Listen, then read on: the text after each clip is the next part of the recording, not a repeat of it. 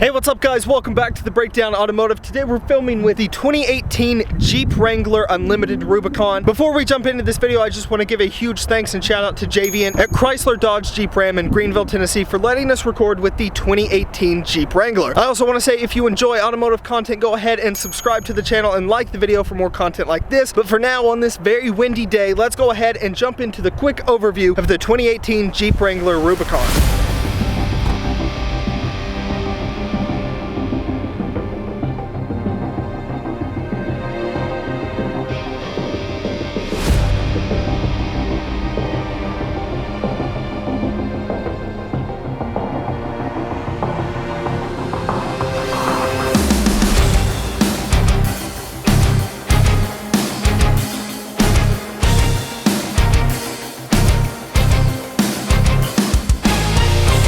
For the model year, they stuck to the previous lineup being Sport, Sahara, and Rubicon, the Sport being the base model, the Sahara being the more luxury line, and the Rubicon being the off-road beast, and really the one that you want. I don't know why you would buy a Jeep in order to have more of a luxury SUV. If you want that, buy a Land Rover. I have one and it does great. However, in my opinion, the Jeep is all about utility. It's about being able to climb any obstacle and be able to get to where you want to go in the most fun way possible. Some of the new features for 2018 include the new grille, the new headlights, and the new LED running lamps. Now this one has the option of the LED headlamps. They also have the halogen version. However, the LED lamps look so much better, and as you can see, when I unlock the car, you get a very pretty ring around the headlight that makes the Jeep stand out, and it also stops previous owners from having to do mods on their Jeep to put rings around their headlight, which ends up just being a little obnoxious. Aside from the new grille and headlight design though, one of the best changes they made to the 2018 model lineup is these little air vents on the side. What this allows the car to do is get air around the vehicle. In previous generations, air would just hit the front of the car and throw the car around like crazy. Now that's mainly due to the fact that this thing is a big box when you look at it, but what these side vents allow the car to do is direct air into different positions of the car in order to make it more aerodynamic. One of the biggest things this improves on is the fact that previous generation Jeeps like to flap their hoods at higher speeds, but this solves that problem by directing air around the truck. Another strange feature I love about the Jeeps, and really most Fiat Chrysler vehicles at this point, is the fact that they put little insignias of the vehicle in little places around them. For example, this one on the rims has a little Willis Jeep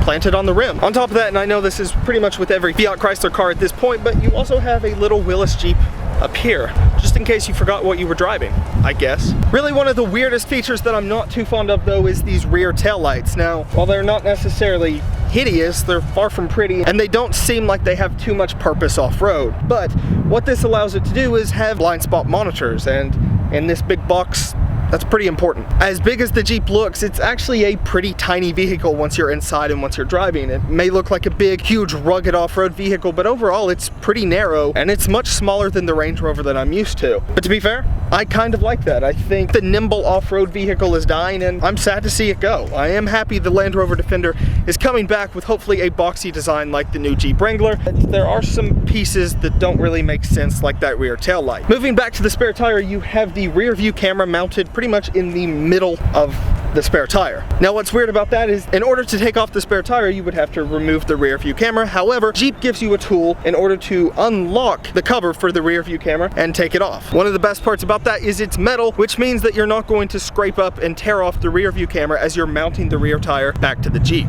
I think one of the weirdest things that I dislike most about the new Jeep Wrangler is this key. This key is honestly a piece of cheap plastic, and even the switchblade feels extremely cheap. Now I know this is not necessarily a luxury vehicle, but you would think they could put more work into the key. All you really have is a unlock, lock, and a panic button, as well as that. Overall though, I think the key is an important part to any automobile, no matter if it's a truck, SUV, or a supercar. I think the key is one of the most important parts. It's the part you feel all the time. It's what you look at, and this Jeep doesn't even have keyless entry, which is surprising considering most vehicles now do. Moving on to more parts about the interior though, Jeep has done an amazing job at making this so much nicer than previous generations. For example, I can open the door, and oh my god, it stays open. What an improvement. Speaking of doors, these are actually really simple to take off, just like previous models. Unlatch it, pull it up, take it off, and you're go. There's no speakers in the door. Instead, the speakers are placed up in the ceiling in order to make you be able to take off the doors and still be able to listen to music. Speaking of music, this has the Alpine stereo, and I have to say,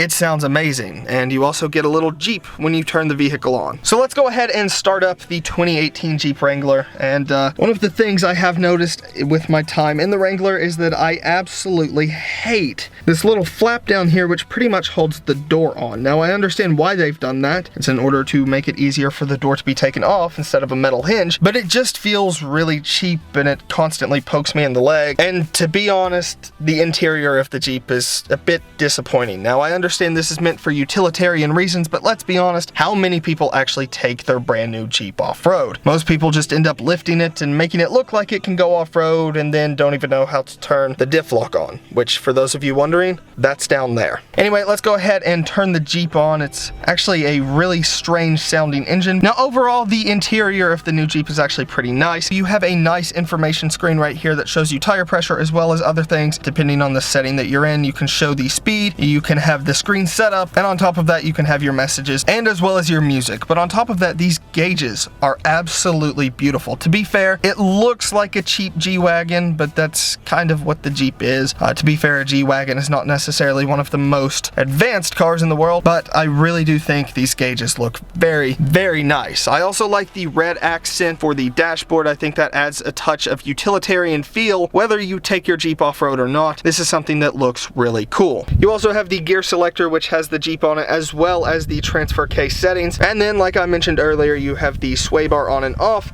as well as the options for the differential. Something I found weird about the car is you actually have a USB-C input, as well as the window switches are kind of in the middle of the car, which, to be fair, makes it a little difficult. Also, the window switch for the lock is a huge switch that just seems a bit unnecessary, but overall, I really like the interior of the new Jeep. It's come a long way from the previous generation, and while it is still cheap looking and a bit cheap feeling, you are reminded constantly that this is meant for utilitarian use. As you can see, it is just the basic Uconnect system. You have your settings, you have radio, media, climate, apps, phone, and compass. Now, one of the coolest things about these off-road vehicles is the compass, which apparently this one has to acquire its signal, but I think it is really awesome to be able to have a compass up on your infotainment system at any given time. The Range Rover has this, the Land Rovers have this, and I really like that Jeep has this in the 2018 model. Also, one of the things I have noticed is that sitting up high, I'm 6'4", you can't really see the temperature too well. This is more of what I'm looking at, and as you can see, it just kind of gets cut off, the temperature and the time. In order to see it, you have to be a little bit of a shorter person, but that's no big deal. I'm just freakishly tall, I suppose. Another weird thing that I found about the Wrangler is that the glove box is more of a glove cubby. It's tiny. I don't understand what's taking up so much space over there, but this thing would barely fit the owner's manual.